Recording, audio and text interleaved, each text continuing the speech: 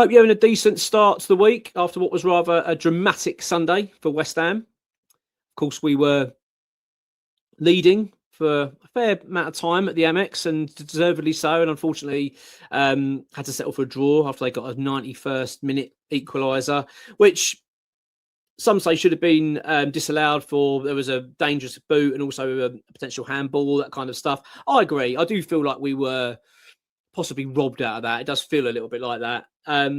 It's really strange. I'm in a bit of a strange mindset with this. I'm going to be honest. West Ham were leading that game, deservedly so, deserved the 3 points. They get a 91st minute equaliser. Don't get me wrong, angry after it like you would be naturally, but I wake up today feeling really optimistic about West Ham. I'm still feeling it. I'm feeling far more optimistic about this football club in terms of what's going on the pitch than I have been for quite a while. I'm really liking what I'm seeing from this team. I'm really liking what I'm seeing from Nuno. I think that he is having a very strong impact on this team, and I think he's starting to get the best out of players. I think that we're improving. I'm seeing improvements quite a lot. And despite the lineup yesterday, which was questionable and worrying, I did in the video in the lineup, the team news video I did in the morning. I was nervous. I was, like many, really nervous when I saw that lineup. But I was really happy with what I saw. I thought it was a really, really solid performance from West Ham, and it's left me feeling quite encouraged. I'm finding that quite strange, because it should be that I'm waking up today flat and defeated and annoyed that we didn't, get the win over the line, and thinking, oh God, it's a nightmare. I don't feel like that way. I actually feel encouraged by what I'm seeing from West Ham at the moment, which is really good and really refreshing, actually. Before I get into the video, though, I just want to draw your attention to Iron Threads. Now, Iron Threads had the Black Friday sale, which is now over. It's done. Black Friday's over. However, you can still get 10% discount. If you type in West Ham Way 10, you get 10% discount. Now, obviously, with Christmas coming up, this is an ideal destination to go to for your West Ham bits for fellow fans, family members, things like that. I'll tell you what, the quality of this gear is really good, really good. They've really stepped it up. It's been, I'm very, very impressed. I've got quite a few of these products now. I should be wearing them, really. I should be wearing the hoodie today, but it's actually in the wash. But I will do. But these polo tops are lovely. It's really nice. I'll tell you what, these are what I've said a couple of times. What I love about these designs is they're just so sort of basic in terms of, and slick. They're not garish and over the top. They're just nice designs for things like, I feel like just sometimes, you go onto the official website with their shop, and I find it quite garish, a lot of it. Do you know what I mean? I do find a lot of it a bit over the top. I mean, this is what I've got. This is very nice. The oldest Irons Essential hoodies. Now they've got more ranges of stuff coming out, and it's always regularly they're dropping bits and pieces. So if you go onto the site, you can have a little check through and keep an eye on things. But yeah, it's top drawer stuff. So go and check it out. West Ham Way 10. You get a 10% discount, and I'll be honest, it's a perfect little place to go if you're looking to get bits for yourself or people for Christmas. Go and check it out. It's very, very good. Right, West Ham. Yeah, I'm really happy for what I'm seeing at the moment. I'm feeling very, very encouraged actually by what Nuno is bringing to this team. West Ham, right, and nothing's changed in terms of my views of the ownership. I think I want them gone, like we all do. I just had enough. They're out of road. I want them out of the football club. But we have fallen very, very lucky in terms of getting Nuno to West Ham. We know the remit of David Sullivan and Karen Brady in terms of who they go for in managers. They have to be out of work. They don't pay compensation. It's something we have to accept with these owners. I've never, ever understood it. Happy to go and spend 20, 30 million pounds on a wing and a prayer when it comes to transfers. But when it comes to getting a manager in, oh no, we don't spend any money. We have to get someone from the bargain bucket kind of thing, which we know has backfired massively. Look at how they've handled the David Moyes' departure and replacing him. Lopetegui and then Potter was just horrendous. Terrible appointments overall. But we felt very lucky. We felt very, very lucky with Nuno, because Nuno wasn't sacked. He was available. He was out of work, but he was only out of work because he had a falling out with what happened at Forest. So we've taken advantage of it. And don't get me wrong, credit to the club for getting that done. If I'm going to criticise them, I've got to give them credit as well. They went and got that deal done. But we were lucky. We're lucky as a football club to have him here, because we know that our owners don't go out and spend. Well, my point is, had they got rid of Potter, they wouldn't have gone to Nottingham Forest and paid compensation. That's my point. We wouldn't have done it. If he hadn't had this falling out of Nottingham Forest, he'd still be there now, and we would have gone and got someone else that was available and out of work, right? I think we can all agree on that. So I've got to be honest. I think we're very fortunate to have Nuno. And obviously, the early signs, there was a couple of alarming bits, wasn't there, with the Brentford and the Leeds performances before, especially the Brentford one at home. I thought, oh no, and we just seemed to be struggling to get the momentum going with that sort of new manager bounce wasn't coming. But I don't think what we're getting at the moment is a new manager bounce. I don't feel like anymore. I feel like Nuno's been here long enough, actually, that the bounce part's sort of gone. I think what we're seeing is the results of the work that he's putting in with these players and on the training ground. And you can sense with Nuno that he is a character, that he's someone that's drawing a lot of confidence from these players. He's building them up. He's changing our mentality as a team. We are a team that are fighting now. We have had no fight for so long. How many times have I said it on this channel? Where's the fight? Where's the leadership? Where is it? Where is that drive to try and get results? And we're just seeing it more and more now. That yesterday, I was nervous when I saw that lineup. I was so nervous. I saw it and thought, oh, I'm not sure about this. Rodriguez in there. Oh, I'm not. I didn't have any hope for it at all. Going to a back three with a wing back system, we played really well. It worked really well. You can see that these players have worked really hard in training. I'm very, very encouraged. Very encouraged. Now let's get it right. We are in the thick, right in the middle here of a relegation battle, right deep in a relegation battle. Although I feel like there is possible opportunities that we are going to pull away, I do think we've got it in us. I really do. I'm encouraged by what I'm saying. The fact is, we have got some points on the board from a run of games that have been so tough, and we've still got, Villa and Man City to come next.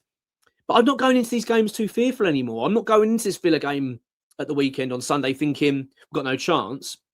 This is a team now that are fighting, are possibly now going to be entering a title race. I mean, I know they're 3 points off Arsenal, so they are in it. Technically, they are in a title race. Whether that's going to sustain, I don't know. But do you know what? Regardless of that, I'm looking forward to it. I'm thinking to myself, I think we're going to give Villa a game. Do you know what? I think we're going to go to Man City and give them a game. We are not pushovers anymore. I think under Nuno, we are not pushovers. And it's made me not only be very grateful for what we've got in terms of having Nuno at West Ham, but the need for this football club to back this manager, to give him the full backing that he needs. And I don't mean just January. I mean beyond that. My dad said a really good point to me the other day, and it really got me thinking. He said, if we stay up this season, which I think we will stay up. I think it's going to be hard. Don't get me wrong, I'm not saying it's going to be a stroll. It's going to be hard. We've got teams fighting left, right and centre, Forest, Leeds and Fulham and all that. We are in a battle here. We know we are. But I think we've got enough. But that aside, my dad said, if West Ham stay up this season under Nuno, I think next season we are going to be a really decent Premier League team.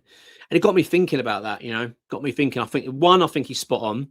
But two, it makes me think, if West Ham can get this right in terms of backing Nuno in January, go and get him those 2 or 3 players that we need to really spearhead us to get out of this relegation battle. This summer, back him to the full hilt. Give him everything he needs to go and get the players that he needs. So I'll tell you what, he has got it about him. We have got a really decent manager in Nuno. We have got a very, very good Premier League manager. I'm sure of it.